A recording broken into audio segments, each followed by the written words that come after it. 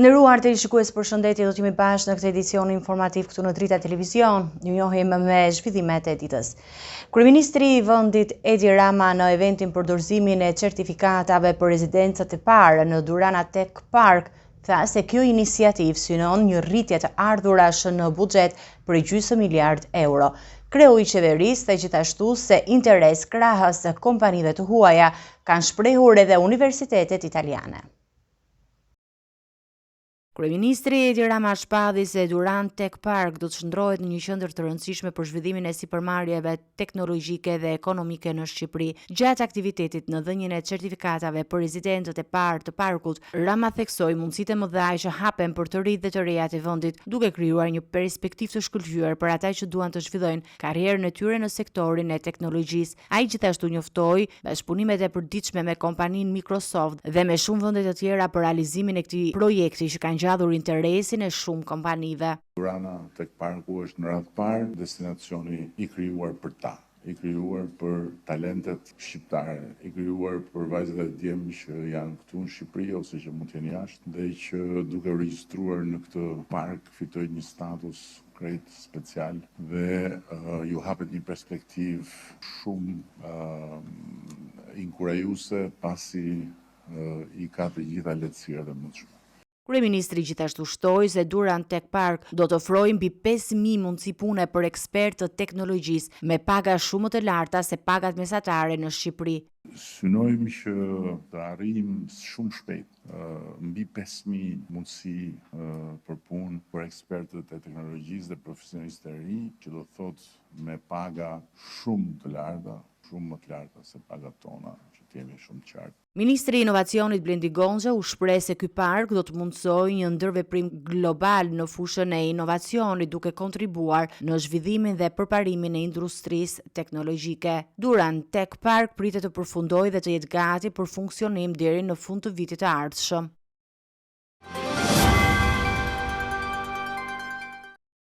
Shkodra ka shënuar sot për vjetorin e 34 të ngjarjes tragjike të 2 prillit 1991, ku 4 qytetarë humbën jetën dhe 10 të tjerë u plagosën pas protestave kundër regjimit komunist. Në omazhet e mbajtura, kryetari i Partisë Demokratike Sali Berisha nënvizoi se sakrifica e këtyre dëshmorëve është një frymëzim për lirinë dhe të drejtën e votës.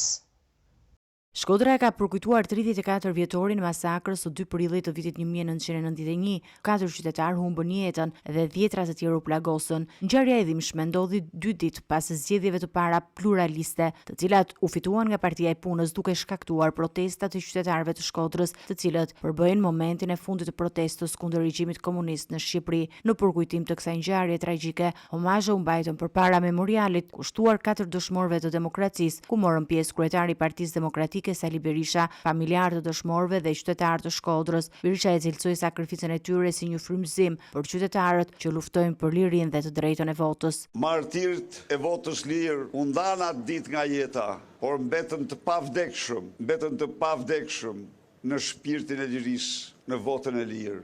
Ndaj edhe ata janë sot burim drite, burim frymëzimi për çdo qytetar që i beson lirisë dhe votës saj. Martirët e 2 prillit janë frymëzim i madh për çdo qytetar që sakrifikoi për lirinë dhe votën e saj. Në fjalën e tij, ai bëri një paralelizëm mes diktaturës komuniste dhe qeverisjes aktuale të Partisë Socialiste, duke theksuar se gjithçka që ata kishin luftuar për të larguar tani është rikthyer në një tjetër formë të diktaturës. Para një ngjarje që do ndajë epokat, sepse përsëri ne ndërojnë veprën e tyre të ndritur, sakrificën e tyre sublime në një diktaturë, e cila nuk bazohet më në ideologjinë e ish komitetit të partisë, por bazohet në ideologjinë e dobraçit, të krimit, të terrorit.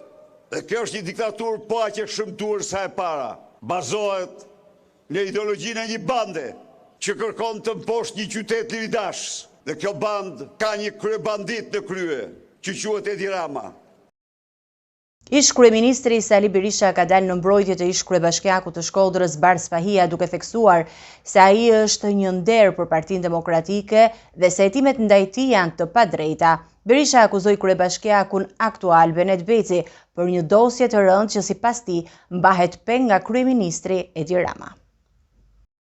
Ish-kryeministri Sali Berisha ka dalë në mbrojtje të ish-kryetarit të Shkodrës Bares Fahia, i cili po përballet me hetime nga prokuroria e posaçme kundër korrupsionit dhe krimit organizuar për shpërdorim detyre. Berisha e cilësoi Spahin si një figurë të respektuar të Partisë Demokratike dhe vlerësoi veprimet e tij si në përputhje me ligjin dhe etikën e një zyrtari publik.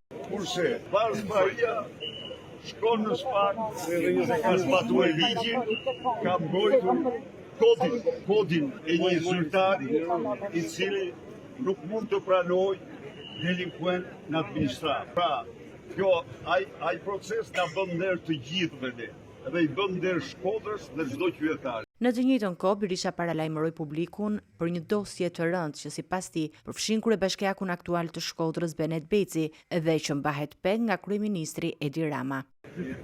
Dhe shpesh qytetarët të Shkodrës do marrin vesh. Dhe kush është ai që i qeverisat? Se shpërfaqëson bashkiaku i Dobraçit. Do ta mësojnë shumë shpejt. Ju jap fjalën, do ta qytetarët të Shkodrës do mësojnë shumë shpejt. Se shpërfaqëson Beci Dobraçit. Tani e vërteta është që ka një dosje të merësisht të ramë për Benet Becin, me cilin e man peng Edi Rama. Por ne jemi kundër politikës pengjeve.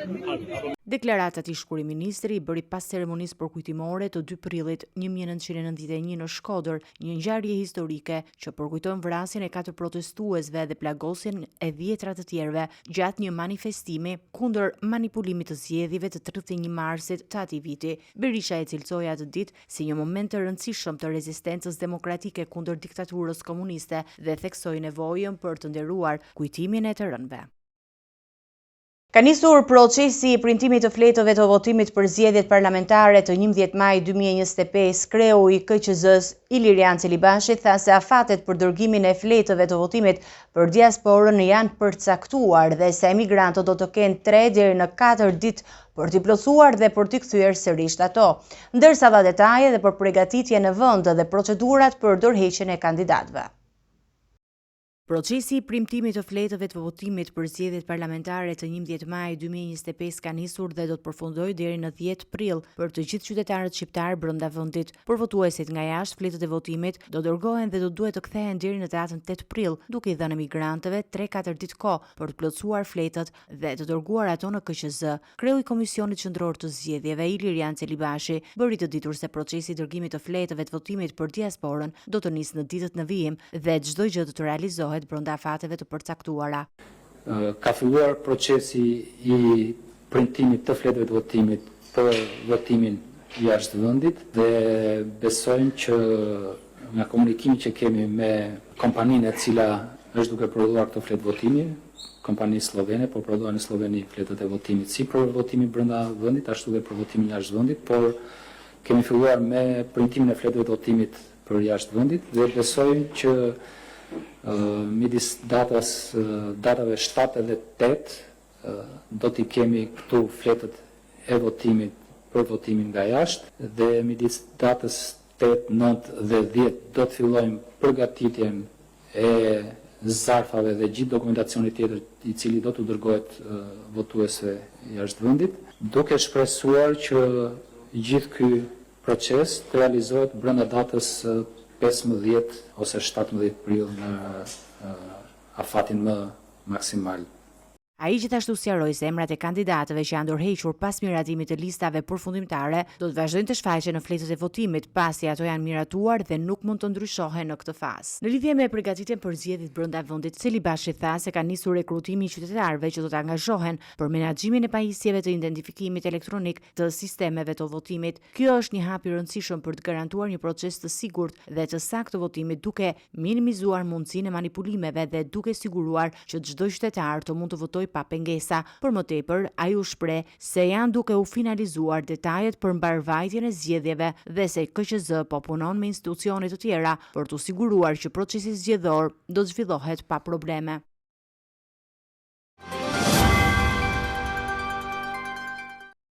Ambasadori italian Lamberto Zanieri çeli zyrtarisht misionin e vëzhgimit të OSBE Odirit për zgjedhjet e 11 majit me 300 vëzhgues dhe 11 ekspert. Ai theksoi rëndësinë e monitorimit të fushatës në rrjetet sociale dhe financimeve të partisë politike, si dhe shpjegoi mënyrën e vëzhgimit të votimit nga diaspora. Zanieri tha gjithashtu se vëzhguesit do të ndjekin me transparencë në menaxhimin e votës dhe se çdo parregullsi do të përfshihet në raportet e Odirit. Ambasadori italian i karrierës dhe kreu i misionit të vëzhgimit të zgjedhjeve të 11 majit nga OSBE Odiri, Lamberto Zanieri, ka çelur zyrtarisht misionin me një ekip prej 300 vëzhguesish, 26 vëzhgues afatgjat dhe 11 ekspertësh, të cilët do të monitorojnë procesin zgjedhor në Shqipëri. Zanieri theksoi rëndësinë e vëzhgimit të fushatës elektorale, duke përfshirë edhe monitorimin e rrjeteve sociale dhe financimin e partive politike, duke e konsideruar këtë aspekt të rëndësishëm për një demokraci të shëndetshme. Për sa i përket hetimeve të krimeve zgjedhore dhe rolit të SPAK-ut, Zanieri tha se misioni i OSBE Odirit do të përfshijë vetëm raportimin e gjetjeve të parregullsive, ndërsa çdo rast do të paraqitet në raportet përkatëse. Do ta shikoj këtë iniciativë të SPAK-ut dhe nuk kam një koment për momentin. Ne do t'i vendosim gjetjet në raport. Ne nuk kemi këtu të bëjmë detyra të tjera. Të gjitha gjetjet tona do të vendosen në raport. Jemi shumë të angazhuar për të bashkëpunuar me autoritetet, por ama gjetjet e parregullsive do të ndahen përmes raportimeve tona. Për sa i përket votës së diasporës, Zanieri sqaroi se OSBE Odir do të monitorojë mënyrën e menaxhimit të procesit të votimit dhe numërimit të votave, duke siguruar transparencë këtij procesi. Votimi nga jashtë nuk ka një standard ndërkombëtar, secili vend vendos specifikat e veta. Ne do të shikojmë përmes dy ekipeve në aeroport kur vijnë votat, si menaxhohen e si do të numërohen më pas dhe si do të raportohet në KQZ. Kjo për të siguruar se do të ketë transparencë, por ne do të tregojmë kujdes edhe për këtë aspekt. Jemi të përkushtuar për ta ndjekur këtë proces. Rreth 2 javë përpara ditës së votimit, OSBE Odir do të publikojë një raport në ndërmjetëm. Ai shtoi se dy ekipet të misionit do të ndjekin votat që mbërrin nga jashtë dhe do të raportohen në KQZ. Një raport i ndërmjetëm do të publikohet 2 javë para ditës së zgjedhjeve. Ish kryebashkiaku i Shkodrës Bart Spahia ka dalë para gjykatës së posaçme për të gjykuar për akuzën e pengimit të ekzekutimit të vendimeve gjyqësore. Ai ka refuzuar gjykimin e shkurtuar dhe ka kërkuar gjykim normal, duke cilësuar akuzat si një padi të përgatitura politikisht. Spahiu gjithashtu ka theksuar se veprimet e tij kanë qenë në përputhje me ligjin dhe nuk kanë pasur asnjë qëllim të paligjshëm. Në GJKK nis gjykimi për ish kryebashkiakun e Shkodrës Bart Spahia, i akuzuar për pengim të ekzekutimit të vendimeve gjyqësore. Spahia ishte i pranishëm në seancën paraprake të gjykatës së posaçme ku u vendos kalimi i dosjes për gjykim. Gjatë seancës, Spahia refuzoi gjykimin e shkurtuar dhe kërkoi gjykim normal, duke theksuar se akuza ndaj tij është një padi e përgatitur në zyrat e Partisë Socialiste me qëllim përdorimin e tij në fushatën elektorale. Në një prononcim për gazetarët, Spahia akuzoi socialistët se përdorni një person të dënuar për vjedhje dhe korrupsion për të ngritur padi ndaj tij, duke e përdorur atë si një mjet politik. Kërkova gjykimin normal, pikrisht i bindur se kjo është një padi e përgatitur e organizuar në zyrat e Partisë Socialiste, jo vetëm të Shkodrës, por edhe të Tiranës, të cilët përdorin një person të dënuar për vjedhje dhe korrupsion. Akuza është qesharake, është absurde, nuk bëhet fjalë as për korrupsion, as për përfshirje në krim të organizuar apo aferat të tjera. Akuza dhe padia është ngritur mbi baza dhe porosi politike, të cilat ju siguroj që do të marrin përgjigjen e duhur me 11 maj. Spahia është marrë zyrtarisht i pandehuar nga SPAK pasi akuzohet për shpërdorim detyre. Ai u kallëzua në SPAK në vitin 2022 nga Marko Molla, ish drejtuesi i ujësillës kanalizimeve në Shkodër për shkarkim nga detyra në shkelje të ligjit dhe emërimit në vend të tij të një antari të FRPD-s. Bart Spahia mori detyrën e kreut Bashkisë Shkodër pas fitores në zgjedhjet e pjesëme të 6 marsit 2022 me Partinë Demokratike. Mandati i tij përfundoi në vitin 2023, ku u zhvilluan zgjedhjet e radhës për kryetar bashkie.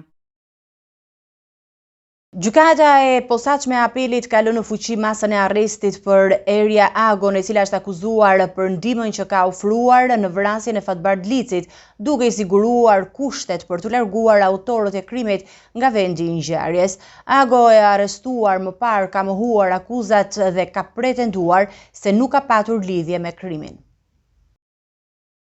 Gjykata e posaçme e apelit ka lënë në fuqi masën e arrestit për Erja Agon, ish të dashurën e Safet Bajrit, e cila akuzohet për sigurim të kushteve, për kryerjen e vrasjes dhe për krahjen e autorit të krimit në vrasjen e Fatbar Dlicit, një ngjarje e ndodhur në gusht të vitit 2018. Erja Ago akuzohet se ka ndihmuar për largimin e autorëve të vrasjes nga vendi i ngjarjes, duke i mundsuar të largohen me automjetin e saj. Megjithatë, ajo ka mohuar përfshirjen dhe ka theksuar se nuk kishte asnjë lidhje me vrasjen. Nga ana tjetër, Safet Bajri akuzuar gjithashtu për këtë krim, ka mohuar se ka patur lidhje me ngjarjen. Ai ka pretenduar se natën para ngjarjes ka qenë në një restorant dhe më pas në një lokal nate në Tiranë. Bajri ka theksuar se përgjimet e realizuara nuk mund të provojnë fajësinë e tij dhe se ai nuk ka patur asnjë rol në vrasjen e Licit. Sipas PAK, vrasja është kryer për shkak të dyshimeve të Behar Bajrit, që mendonte se Ibrahim Lici, i afërm i Fatbar Licit, ishte autori vrasjes së Boran Burçanës dhe partneres së tij,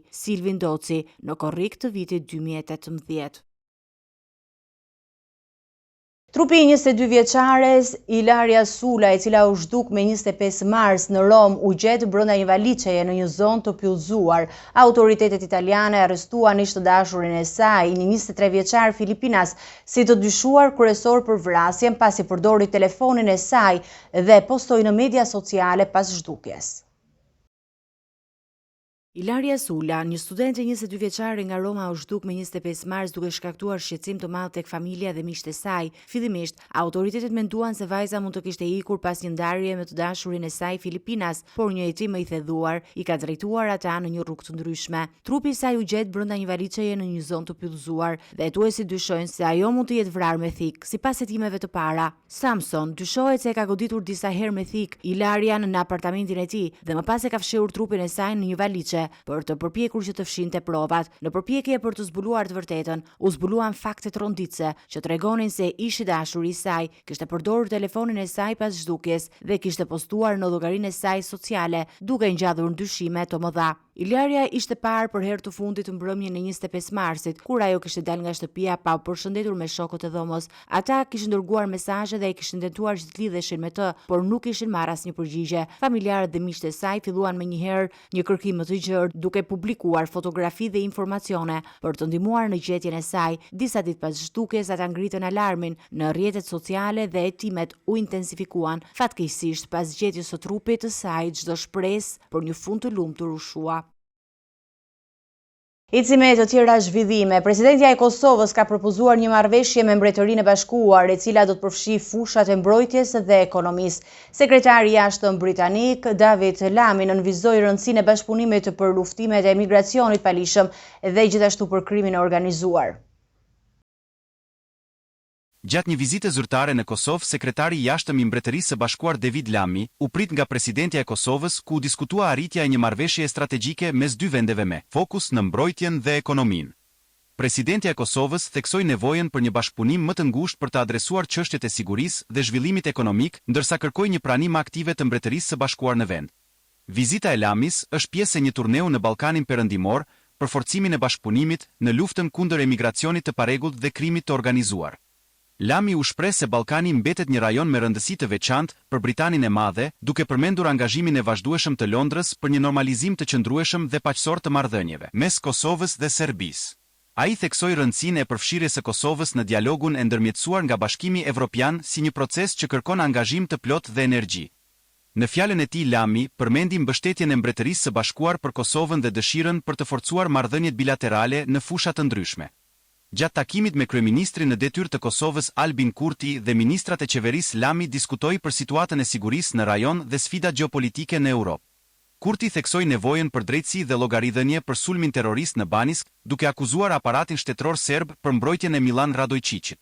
Kryeministri kosovar kërkoi mbështetjen e Mbretërisë së Bashkuar për të adresuar këtë çështje dhe për të forcuar stabilitetin në rajon. Vizita e Lamys në Kosovë është parë si një mundësi për të thelluar partneritetin strategjik dhe për të rritur bashkëpunimin në fusha të ndryshme, përfshirë mbrojtjen e ekonomin dhe sigurin. Mbretëria e Bashkuar mbetet një mbështetëse e fuqishme e Kosovës dhe një partnere e përkushtuar për paqe dhe stabilitet në Ballkanin Perëndimor. Ministrat e mbrojtjes së Hungarisë dhe Serbisë kanë nënshkruar një marrëveshje të re në Beograd që synojnë forcimin dhe bashkëpunimin ushtarak mes së dy vendeve. Presidenti serb Aleksandar Vučić tha se të dy vendet janë të angazhuara për krijimin e një aleance ushtarake, ndërsa ministri hungares theksoi rëndësinë e Serbisë si partner kryesor në fushën ushtarake për Hungarinë. Hungaria ka nënshkruar një marrëveshje të re me Serbinë për të forcuar bashkëpunimin ushtarak, një hap që synon thedhimin e partneritetit mes dy vendeve, veçanërisht në fushën e stërvitjeve të përbashkëta. Marrëveshja u nënshkrua në Beograd, në prani të presidentit serb Aleksandar Vučić, i cili theksoi se qëllimi i këtij marrëveshje është përshpejtimi dhe avancimi i pozicioneve të përbashkëta në mbrojtje, duke hapur mundësinë e krijimit të një aleance ose unioni ushtarak me Serbisë dhe Hungarisë. Presidenti Vučić shtoi se Hungaria është tashmë partneri më i rëndësishëm i Serbisë në rajon në fushën ushtarake, duke theksuar se bashkëpunimi do të intensifikohet dhe përfshin aspekte të ndryshme, përfshirë stërvitje të përbashkëta dhe kualifikimin e marinës. Nga ana tjetër, ministri hungaris i mbrojtjes theksoi se Serbia është partner i kyç në fushën e mbrojtjes për Hungarinë, veçanërisht duke marrë parasysh që Serbia nuk është antare e NATO-s dhe BE-s. Ai përmendi si shembull stërvitjet luftarake shumëkohshme dhe kualifikimet për shitje me armë që të zhvillohen gjatë periudhës së paqes. Ky bashkëpunim, megjithse ka shkaktuar shqetësime në rajon, pasi lidhjet e ngushta të Serbisë dhe Hungarisë me Rusin mund të kenë pasoja për stabilitetin dhe sigurinë në Ballkan. Moti i keq ka përfshirë ishujt grek duke shkaktuar përmbytje dhe dëme të mëdha. Ekipet e emergjencës po punojnë intensivisht për pastrimin e rrugëve dhe rivendosjen e aksesit në zonat e dëmtuara. Autoritetet kanë shpadur gjendjen e jashtëzakonshme dhe u kanë dërguar banorëve mesazhe urgjence për kufizimin e lëvizjeve. Një vale fuqishme e motit të keq ka përfshirë rajonet e Egjeut në Greqi, duke shkaktuar përmbytje dhe dëme të mëdha në ishuj turistik Paros dhe Mykonos. Pamje dramatike të marra me dron nga Nausa, qyteza kryesore e ishullit Paros, tregojnë dëme të konsiderueshme në infrastrukturë me rrugë të mbuluara nga balta dhe inerte të sjella nga ujërat e shiut. Prej orëve të para të mëngjesit, ekipet e emergjencës dhe ekskavatorët e bashkisë kanë nisur pastrimin e rrugëve dhe rivendosjen e aksesit në port, ndërsa puna po vijon për të normalizuar situatën. Sa më shpejt të jetë e mundur.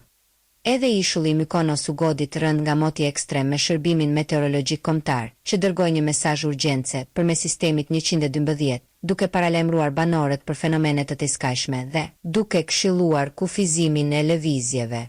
Për shkak të përmbytjeve dhe dëmeve të shkaktuara Mykonos dhe Paros janë shpallur në gjendje të jashtëzakonshme, ndërsa autoritetet kanë mbyllur shkollat dhe kanë pezulluar disa fluturime në aeroport për arsye sigurie. Stuhit e fuqishme dhe rreshjet e dendura pritet të vazhdojnë në disa ishujt e Egjeut lindor, si në periferin e Thesalisë e Via dhe në Kretën perëndimore dhe jugore. Ndërkohë një tornado ka shkaktuar dëme në ishullin e Rodosit duke rrëzuar pemë dhe duke bllokuar rrugë kryesore, ndërsa autoritetet kanë nisur regjistrimin e dëmeve. Për banorët dhe bizneset e prekur nga moti ekstrem, është hapur një platformë për deklarimin e dëmeve, ndërsa specialistët po kryejnë vlerësime për kompensimin e dëmeve materiale.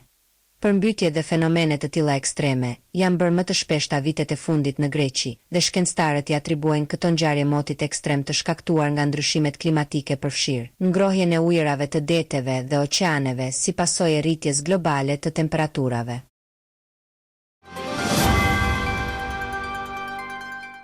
Eci me zhvillimet nga bota, Shtëpia e Bardhë i quan tarifat universale të presidentit Trump si një ditë çlirimi, por analistët paralajmërojnë pasoja të rënda ekonomike. Me synimin të mbrojnë prodhuesit amerikan, tarifat mund të rrisin çmimet për konsumatorët për shkak të kostove të importit që kompani do detyrohen t'i kalojnë te klienti.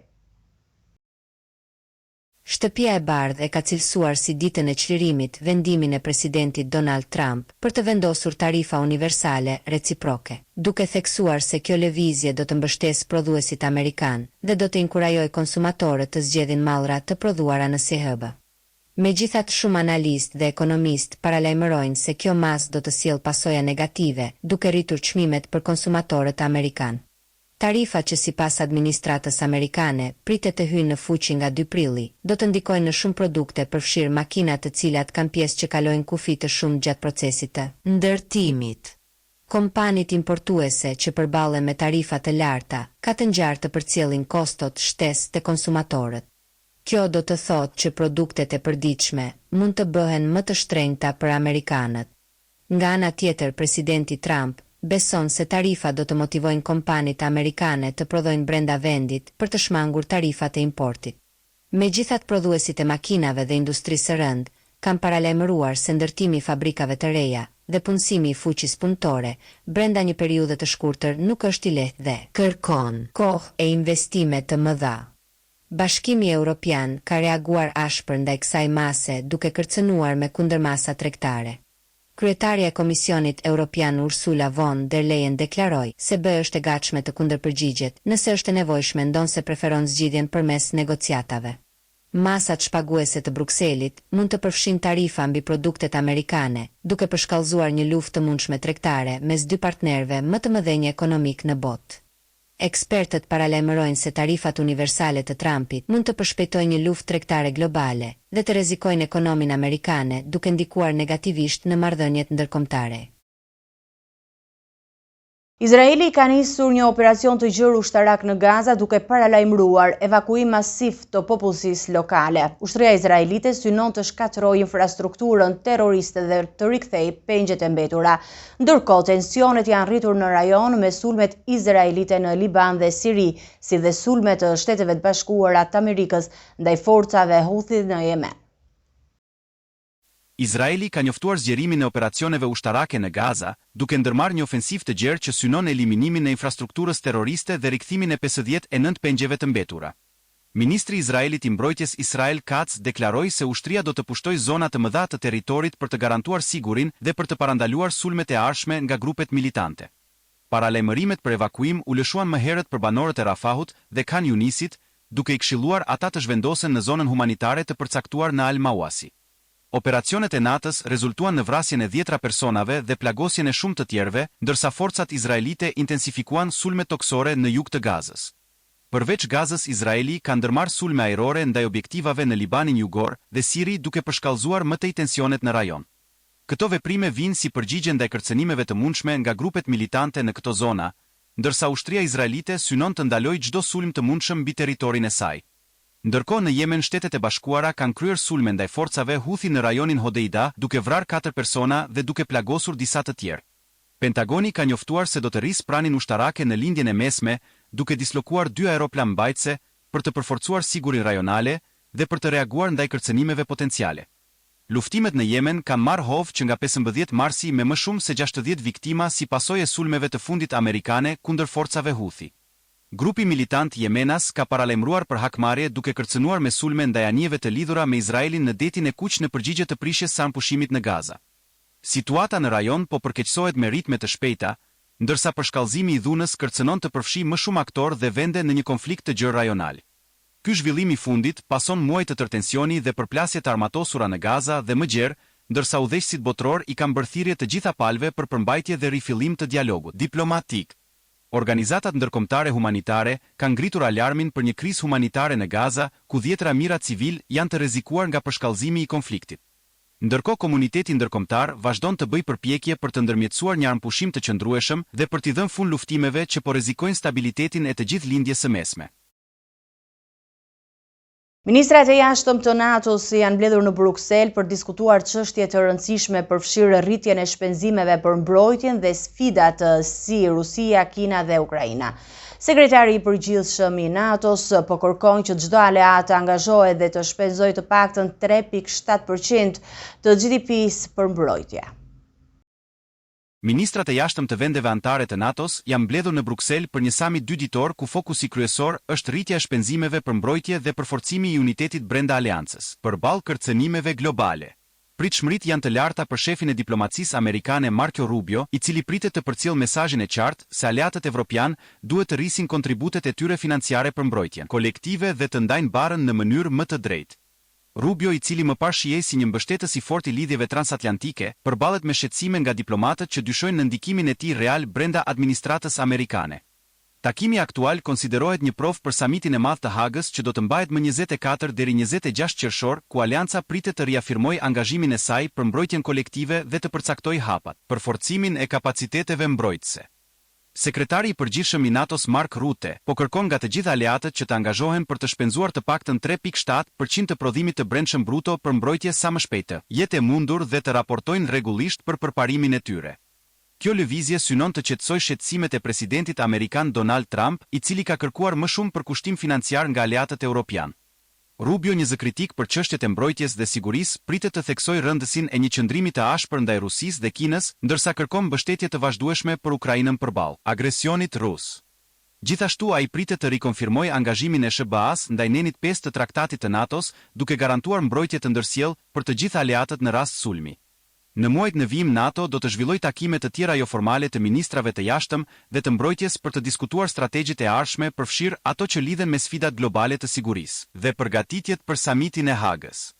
Këto takime pritet të forcojnë koordinimin brenda aleancës dhe të përgatisin terrenin për vendime të rëndësishme që do të ndikojnë në të ardhmen e NATO-s dhe stabilitetin ndërkombëtar. Të nderuar teleshikues, do të njihemi me parashikimin e motit.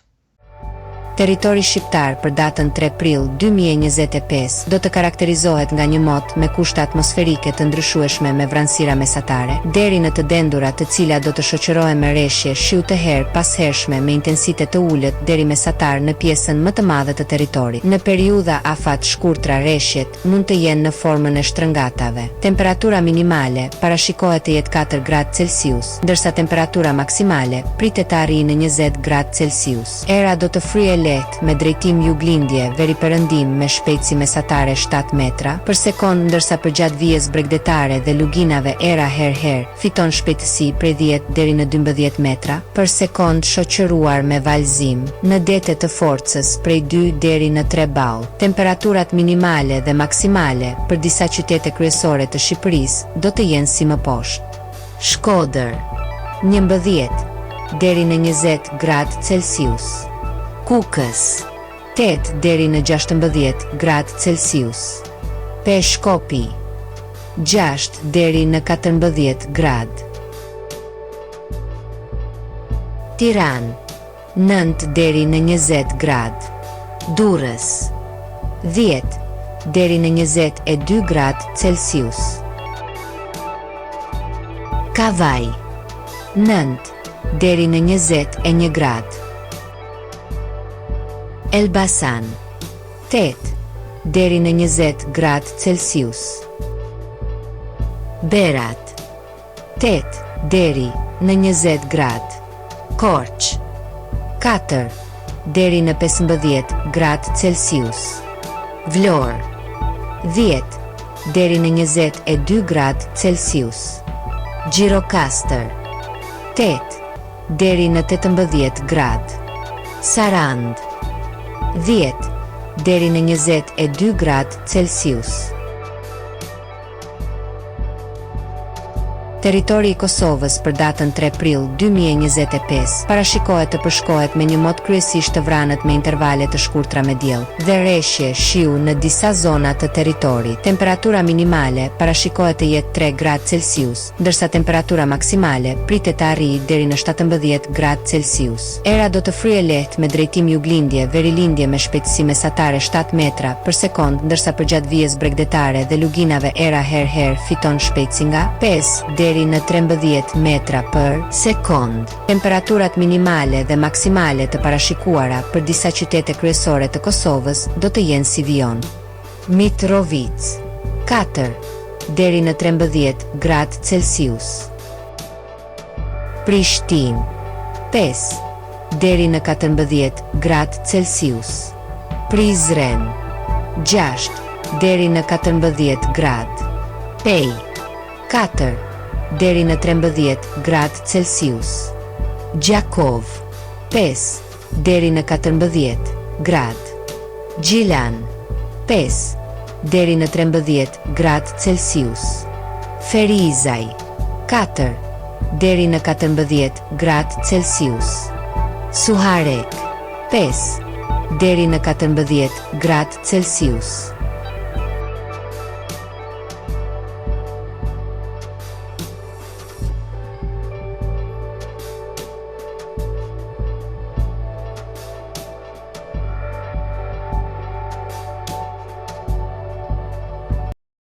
Ishte gjithçka e përgatitur në këtë edicion informativ. Ju faleminderit për vëmendjen tuaj. Bashkë miru takofshim në edicione të tjera.